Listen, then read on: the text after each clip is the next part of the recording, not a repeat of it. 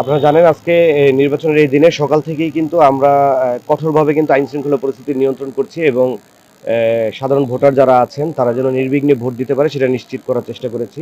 এরই প্রেক্ষিতে আমাদের কিছু বিধিনিষেধ আছে। সেই নিষেধাজ্ঞাগুলো যারা অমান্য করেছে এবং এই ভোট কেন্দ্রে যারা অন্যায় বা অবৈধভাবে প্রভাব বিস্তারের চেষ্টা করেছে তাদেরকে আমরা বিভিন্নভাবে শাস্তির আওতায়ও আনছি।